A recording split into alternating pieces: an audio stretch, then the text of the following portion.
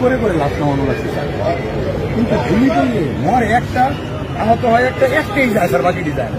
ওয়ালাইকুম সম্মানিত দর্শক, এই স্বৈরাচারীদের ভিডিও যতই দেখতেছি ততই মনটা খারাপ হয়ে যাচ্ছে। দর্শক, এই স্বৈরাচারীরা কিভাবে এগুলো পারতো? দর্শক, কথা না বলে আমরা সর্বপ্রথম ভিডিওগুলো দেখবো।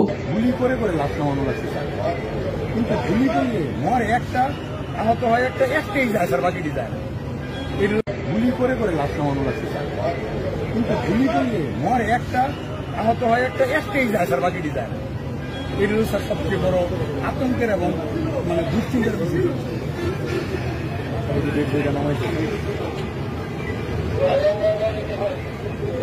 স্যার সবচেয়ে বড় আতঙ্কের এবং মানে দুশ্চিন্তার বিষয়।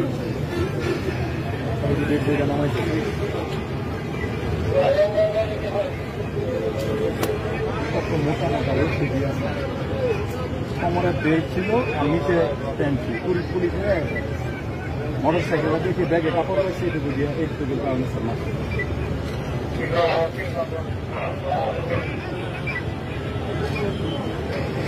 এই মুহূর্তে যখন 16 তারিখ করার প্রথম আসে, প্রথমে দলীয় বলে যে সৃষ্টি হয়েছিল স্যার, 16 তারিখের পর এই মুহূর্তে যখন 16 তারিখ করার প্রথম আসে, প্রথমে দলীয় বলে যে সৃষ্টি হয়েছিল স্যার, 16 তারিখের পর। প্রিয় দর্শক, আসসালামু আলাইকুম। আয়নাঘর কি চমৎকার মায়াবী এক নাম, অথচ আয়নাঘর শুনতে যতটা সাদামাটা ততটাই রহস্যময়। বিস্তারিত জানার আগ মুহূর্ত পর্যন্ত আমার মনে হয়েছে এই ঘরের চার দেয়ালে হিমশীতলের মতো আয়না লাগানো, কিন্তু আফসোস বাস্তবে তার লোমহর্ষক। স্বাধীন দেশে বিভৎস পৈশাচিক নারকীয় অসভ্যতার উপখ্যান এই আয়নাঘর, যার কাহিনী পড়তে পড়তে নিজেকেই আয়নাঘরের বন্দী বলে মনে হলো। কি বিভৎস, কি নির্মম সেই বর্ণনা! কি সাংঘাতিক এক খেলা খেলতেন আমাদের রানী মা। তার আমলে তৈরি এই আয়নাঘরেই রাখা হতো গুম করে রাখা মানুষকে। আলো বাতাসবিহীন একটি কক্ষ, সেখানে সারাক্ষণ ঘর ঘুরিয়ে চলে ফ্যান।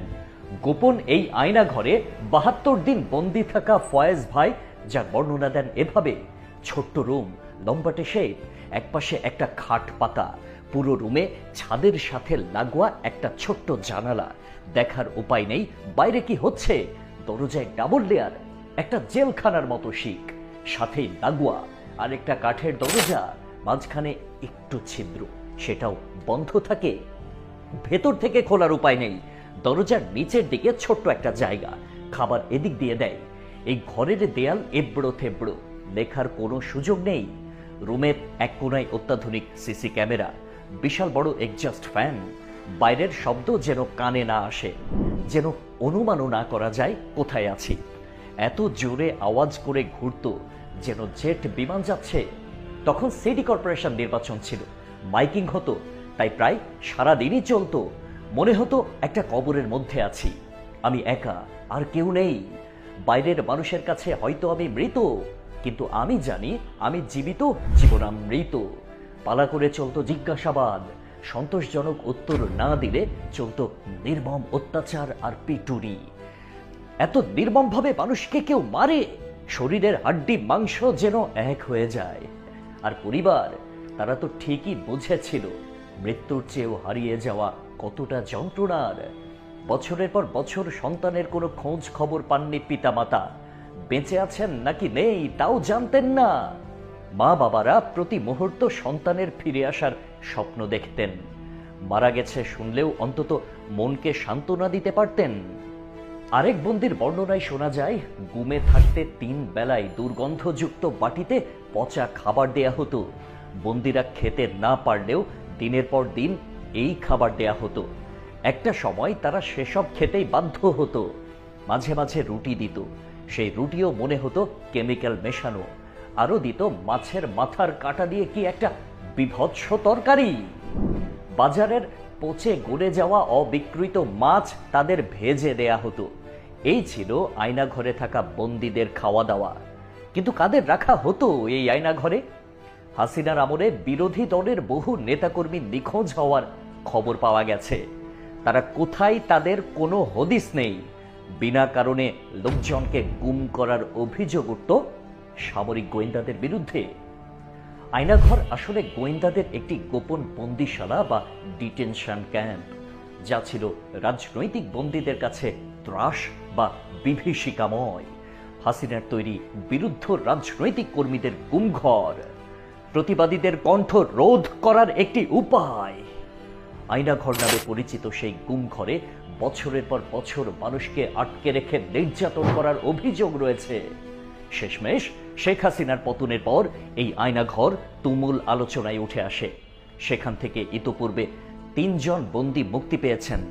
এরকম কত মানুষ আজকে জালিমের কারাগার আয়নাঘর থেকে মুক্ত হলো স্বাধীন দেশের আলো বাতাসে। আলহামদুলিল্লাহ।